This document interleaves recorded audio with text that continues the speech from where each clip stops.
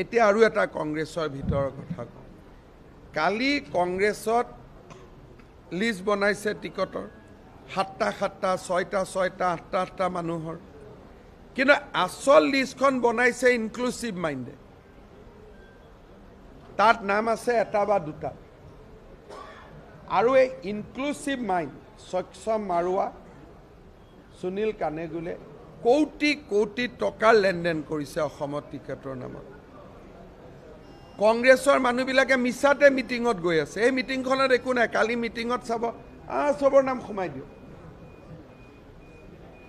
এটা এটা সমষ্টিত 7জন 8জন 9জন মানুহৰ নাম সোমাই দিছে। এখন মিটিং হ'ল নেকি? এটলিষ্টটো 3জনীয়া কৰিব লাগিছিল।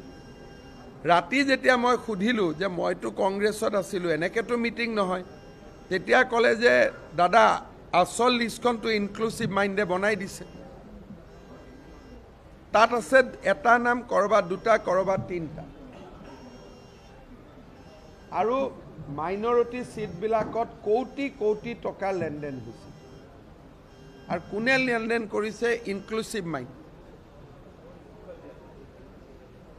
কিবা বোলে হাৰ্ভাৰ্ডত পঢ়ি আহিছিলে, এজনৰ নাম সক্ষম মাৰুৱা, এজনৰ নাম সুনীল কানেগুলে। অসমত আমি শিকাম যে হাৰ্ভাৰ্ডতকৈ কটন কলেজ ওপৰত আছে। সেইটো আমি নাই নাই, মই গৌৰৱ তৌৰৱ নকৰোঁ। মিছন 100 এইবিলাক মোৰ ৱৰ্ড নহয়, চৰকাৰ হ'ব। সেইকাৰণে কংগ্ৰেছত টিকেট দিয়া দিনাখন কিমান গণ্ডগোল লাগিব আপোনালোকে চাব। বিজেপিটো অলপ চলপ লাগিব, কাৰণ দুজন জেনুইন মানুহ আছে, এজনকহে দিব পাৰিম। কিন্তু সেইটো টকা পইচাৰ কথা নাহে। হয়তো ক'ব পাৰে মুখ্যমন্ত্ৰীয়ে নিদিলে, দিলীপ শইকীয়াই নিদিলে, বেলেগ কথা। কিন্তু ইনক্লুচিভ মাইণ্ডে বহুত টকা কালেকশ্যন কৰি লৈছে। আৰু তেওঁলোকে এখন বেলেগ লিষ্ট পঠাইছে। কালি সেইকাৰণে মিটিঙত কাৰো ইণ্টাৰেষ্টেই নাই। জিতেন্দ্ৰ সিং নিজে মিটিঙতেই নাহিলে। তেওঁ জানে যে এইখন মিটিং অৰিজিনেল নহয়। কংগ্ৰেছত এনেকুৱা দামী মিটিং হোৱা আগত নাছিলেই। লুকাই লুকাই আমাৰ দিনত মিটিং কৰিছিল, শ্বিলঙত গৈ মিটিং কৰিছিলে, বৰাপানীত মিটিং কৰিছিলে। ইভেন মিটিঙৰ ভেনুটোও জানিব নিদিয়ে আগৰ লিডাৰবিলাক।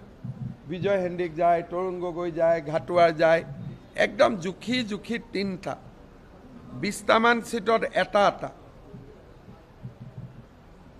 কালি কি কৰিছে? চবৰ নাম লগা,